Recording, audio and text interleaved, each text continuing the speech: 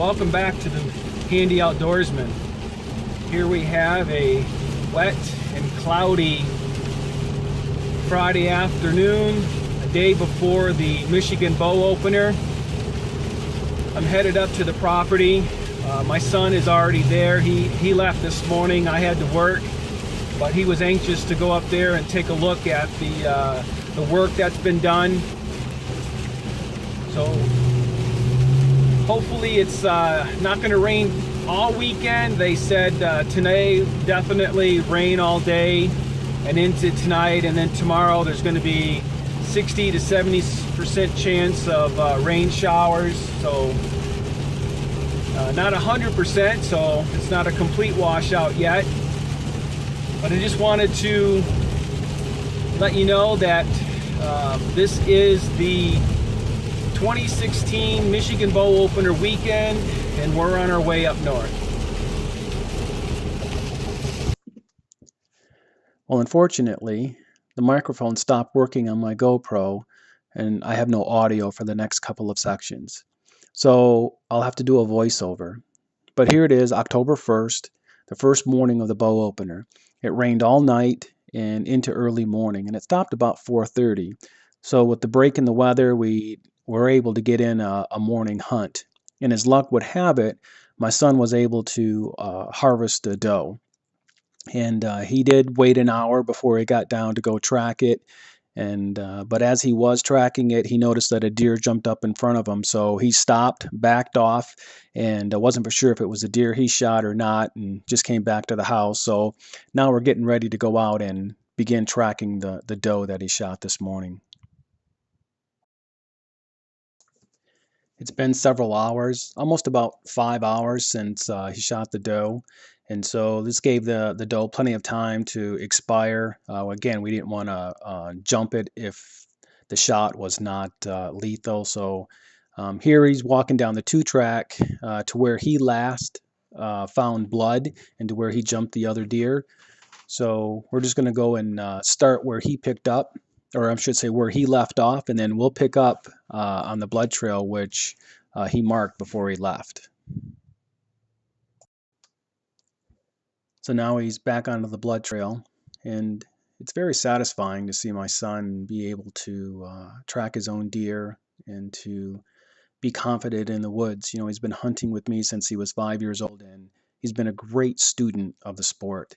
And so it's, it's quite satisfying to know that he's comfortable out there and that he knows what he's doing, and that when he is by himself out hunting, be it here or wherever he may be, that I know he's got the skill set to be safe and to know his way around the woods. So it's quite satisfying. But here, yeah, he's on the blood trail, and we usually try to stay to the side of the blood trail just so we don't disturb it. In case we have to backtrack and try and figure out where did the deer turn or whatnot, but that's what he's doing here.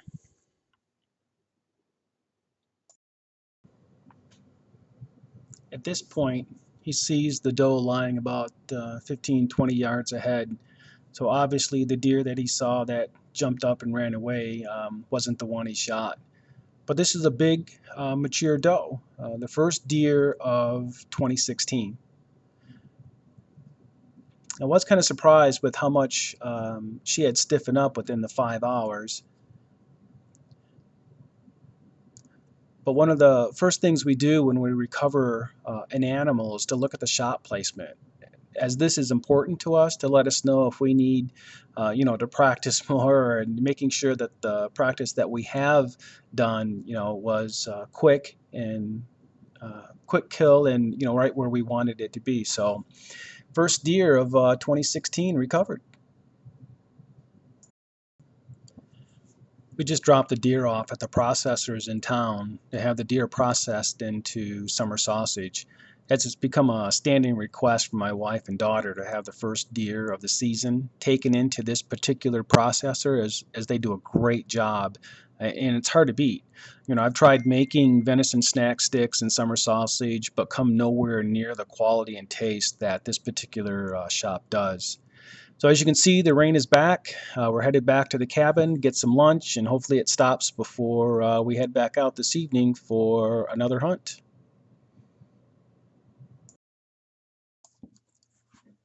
Here I am hunting the front stand we call the barrel. It's a 55-gallon drum with a timer spreader attached to it. I'm talking to the camera, telling you that my son just texted me and said that he shot a buck. There's still plenty of light left, so I'm going to stay here, wait until dark. I have not filled any of my tags yet, and I've got a doe and a buck tag. So I'm just going to see what comes in here. This is where I took the 8-point last year. And I hunt this particular stand whenever there's an east wind, because I can't hunt my primary stand when there's an east wind, as it blows my scent right into the deer's bedding area. And I try not to mess that stand up too much because it is a very productive stand, and I try not to let the deer know where I'm at based upon the wind blowing into their direction. But just wanted to give you a quick view of what I'm looking at tonight. Some very thick woods in front of me with this clearing right in the middle. And as you can see, there's the barrel with the timer on it. And so we'll stay here until dark and then head over to my son. On the trail here, so you can see here we've got some blood on the trail. The sun's up further ahead here. Okay, let me catch up. So yeah, you can see here they're pretty good trail here. Looks like he turned here. You got some up there?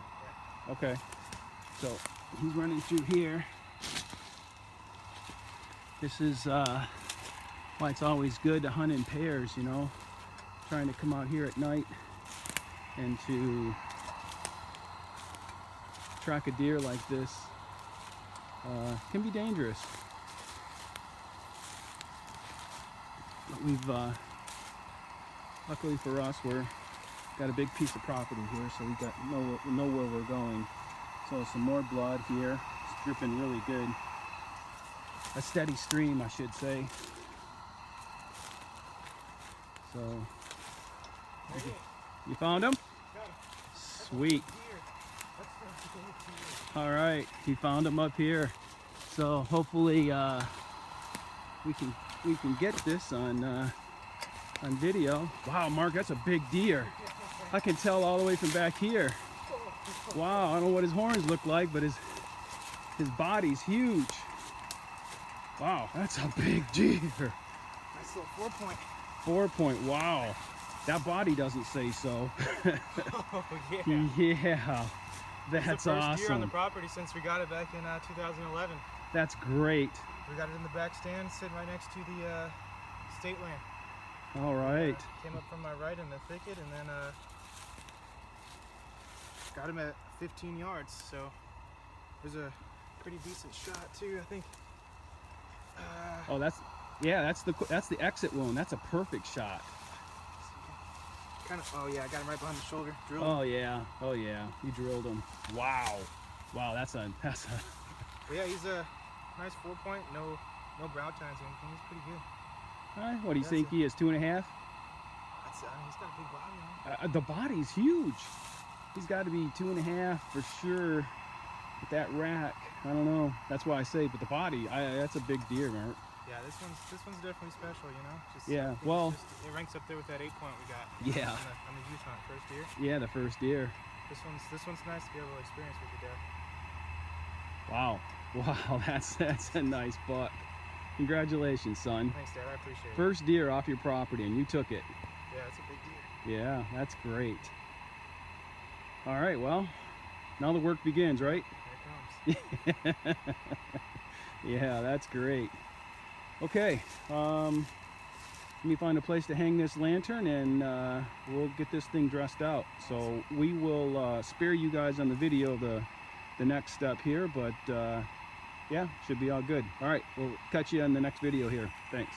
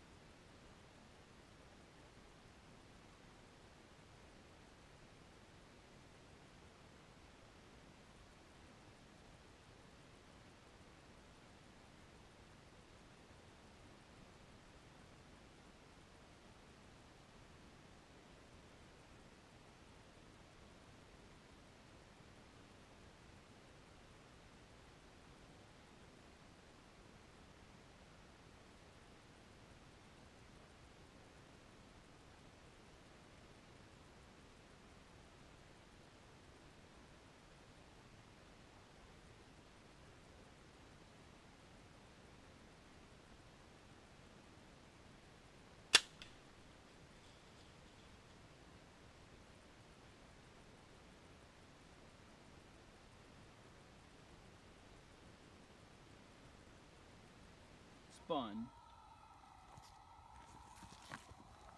So this is where it spun after I shot it, and then it hit it, then it went north.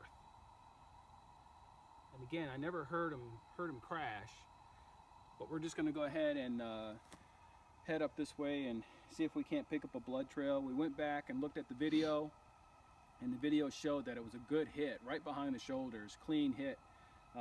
Again, I was expecting more blood on my arrow, but it was clean as far as up to the fletchings, and then there was blood. So I don't know if it was because my broadheads were so sharp, I'm not sure, but we're just gonna head north and see if we can't pick up a blood trail.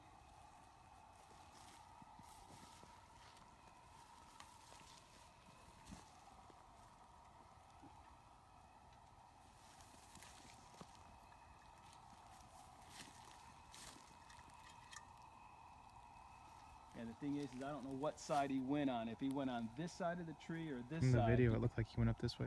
What's that? From the video, it looks like he went up this way. Do you think so? Okay. All right, we'll try that one first.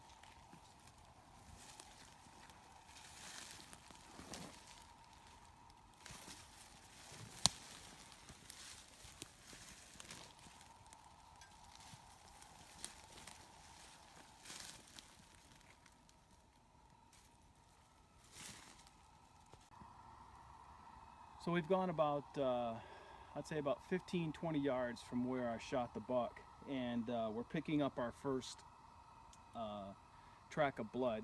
Now normally what we do is we like to use a lantern like this. It lasts a little longer than flashlights, and the light, I think, picks up the blood a little bit better. And then the other thing we do is that everywhere along the trail, we just take a piece of toilet paper and we put it on a twig and wrap it on here, and we'll do this as we go along following the blood trail. This does two things. It helps us to determine a path of which way the deer was running, and then also if we get too far back into the woods and when we're ready to come back out, this will be a trail or a marker for us to know where we came in at, and we can come back out the same way. So it's just a little trick that an old timer taught me. It's toilet paper, so that if we forget to pick it up as we go out, it'll just slowly disintegrate and it won't hurt anything, but it's easy to pick up at night. So we're on the blood trail, so let's see what we can find at the other end.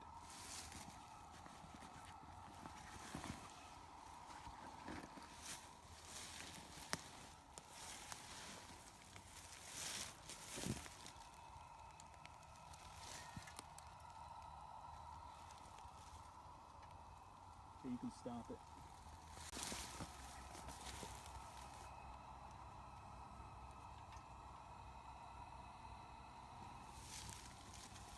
Some here, and some here,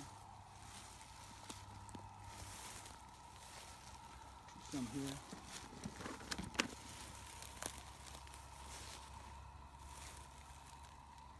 So last blood's like right in here, like right here. Yep. So which way did you go from here? Turn, follow that trail. Yeah, there's blood up here. There's blood here, some here.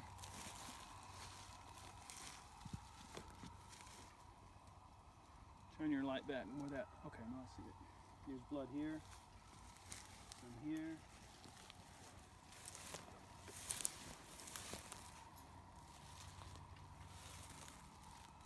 Did he turn up here? Yep, There's blood right here. there. Yep, he turned up here. I'm going to put some on this so we know he turned.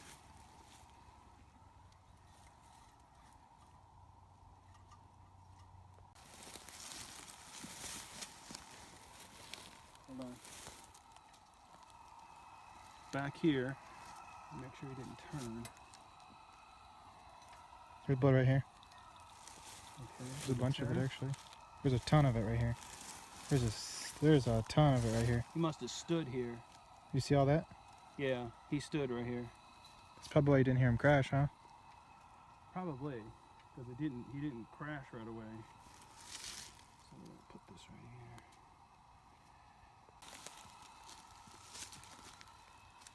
Some here. Some Found right there.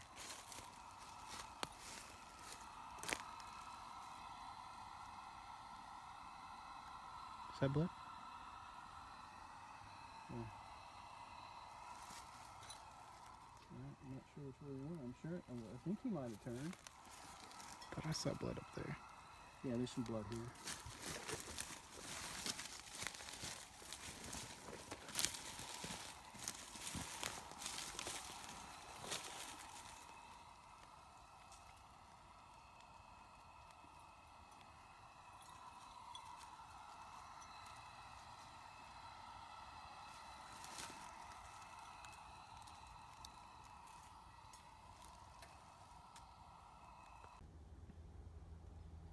Well, we looked for the deer for about 2.5 hours last night, and I thought I placed a better shot on it than what we're tracking. We had blood the whole time, but we were not able to recover it last night. So we thought we were pushing the deer, meaning that it hadn't quite expired yet, and we were just pushing it along. So we backed off last night, and we're going to go back out this morning to try again to recover the deer. We're hoping that it's not too much further from where we left off last night.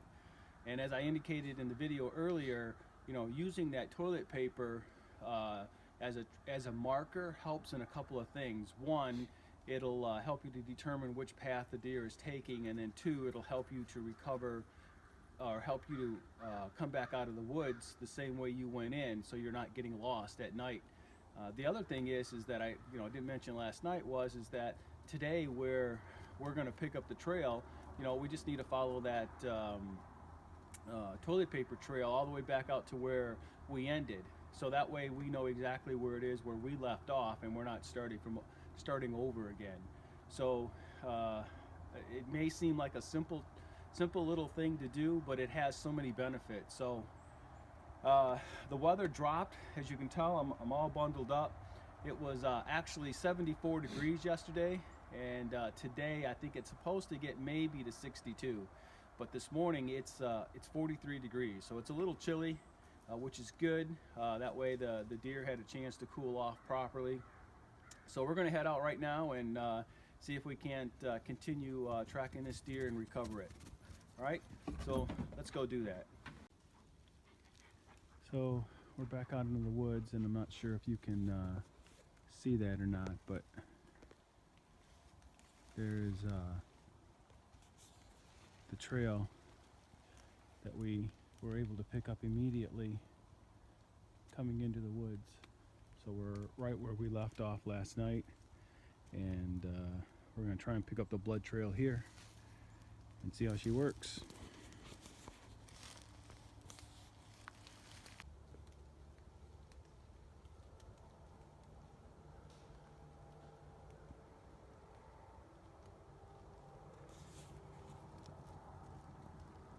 Sometimes trying to find a drop of blood in these leaves can be very difficult. You just got to stay back and patiently take the trail and walk, find out where your last blood was, and try and figure out which way you think he might have gone. So, as they say, once you shoot the deer, that's when the real work begins. I'm having Bo stay back a little bit because I wanted to make sure that he's not up here trampling through the leaves and turning over any little leaf that might have a speck of blood on it. It's good to have him out here. Love his company, his companionship, but there are times when he's got to sit down and wait his part. So he's sitting there patiently while we try and pick up the trail again.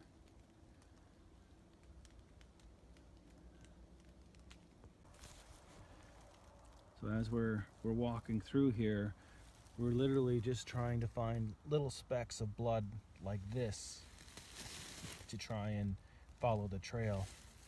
So it's small, but we're back on the trail this morning. So hopefully we'll we'll find him here shortly. But we've lost the trail.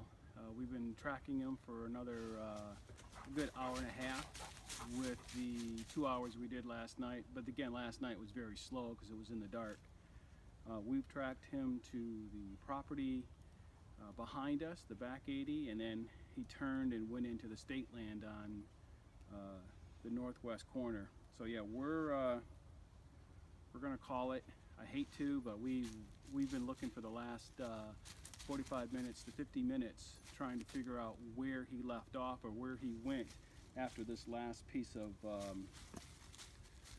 blood that we got here, and we can't find something that we planned. You know, we practice and we practice, and you know, it's I thought I got a good clean shot on the deer.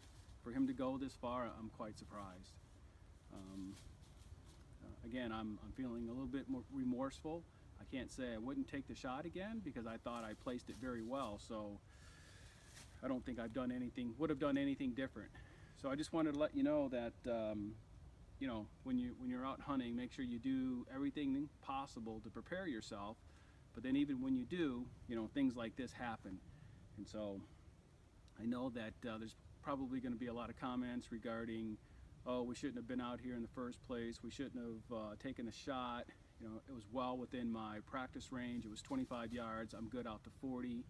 And when I say good, I don't mean a paper plate. I'm talking a Dixie cup. So, you know, I've done everything I can, and then we've spent several hours looking for this animal. For it to go this far and just to have a trickle of blood every, you know, 25 yards or so, I don't think that he's got wounds or injuries that would sustain him, you know, or make him perish after this. I think he'll survive. They are pretty enduring animals. So I just wanted to show you the good with the bad. So we were able to recover my son's 4-point buck. Hopefully I was kind of hoping to recover a 6-point buck and show you how it's done, but unfortunately it didn't take place. We've still got another 3 days up here, so hopefully we can you know, try it again and hopefully be successful and be able to bring that to you. All right, so until the next video, take care. God bless. Well, I wanted to give you an update on the deer.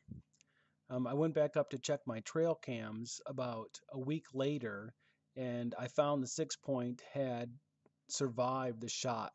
And as you can see right here and right here, the shot was able to penetrate the deer fully, and it did not hit any vitals. I was about 2 inches too low, and I'm really happy to see that the deer survived. So I just wanted to give you an update.